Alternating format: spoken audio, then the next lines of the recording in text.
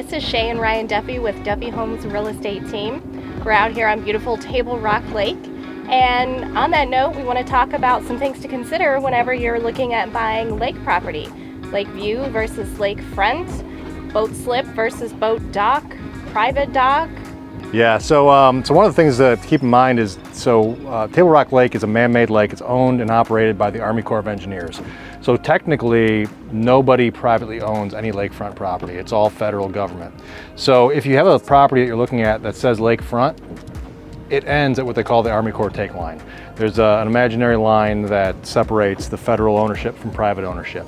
With that being said, even if you have lakefront property, you're not allowed to clear down to the water. That's federal government property. You need permits, you need permission, very hard to get. But if you have a property that butts up to the Army Corps take line, you can apply for what's called a vegetation permit. It allows you to clear out some of the underbrush up to a certain diameter.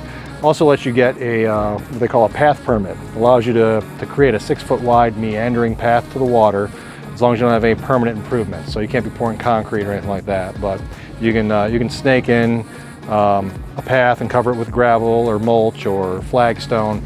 And the purpose for that is to avoid lakefront erosion.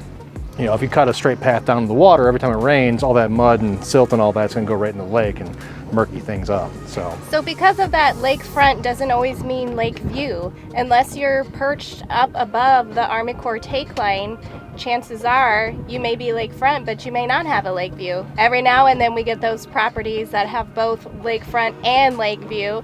Best believe you'll pay for that. Call those unicorns. They're hard to find. Yeah. But they do come up. Mm-hmm. Another thing to consider is boat slips, slip access, dock access. We have a lot of people that are looking at the area for the first time and they want to know, can I put a dock on that land that I'm buying?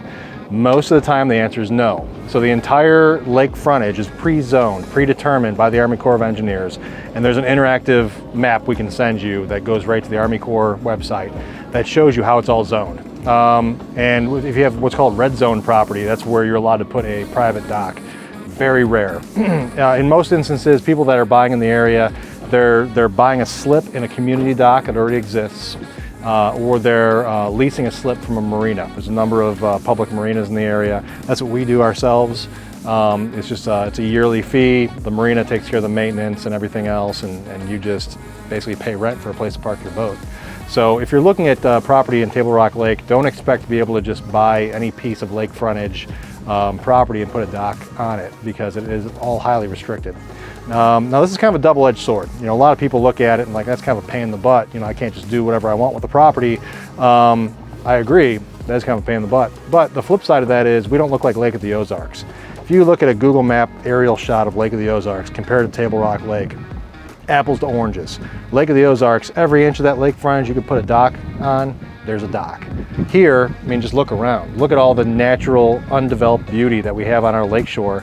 It's because it's controlled and regulated by the federal government. And our water is much cleaner. And our water is much cleaner. Yeah, Table Rock Lake is consistently voted one of the cleanest bodies of water in the United States. Also, what's an advantage to a community slip versus an entire dock is cost and maintenance. Typically, you just pay $300 to $500 a year for the maintenance portion of it. That covers insurance and electric for your lift and maintenance, moving it in and out of the water whenever the levels go up and down. But you have to purchase that slip.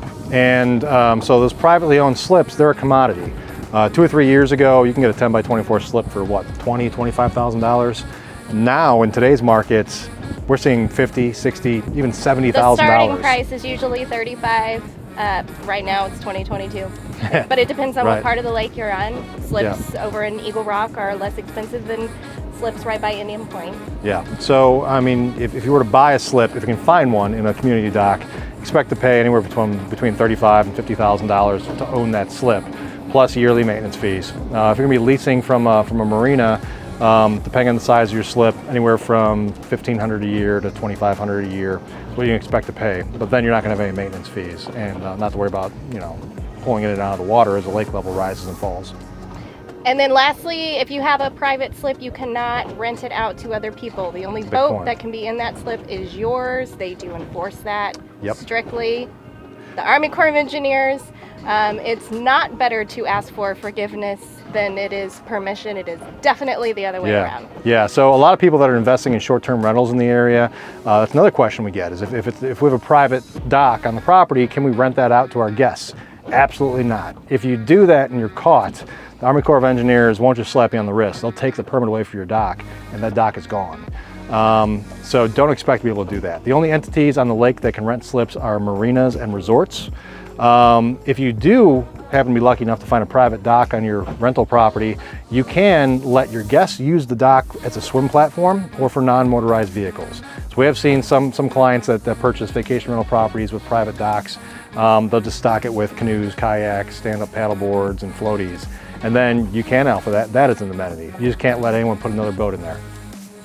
So all that to say, while we don't always love some of these restrictions as residents, they do help keep our lake peaceful and beautiful, and this is by far the best place to live in the world. Hands down.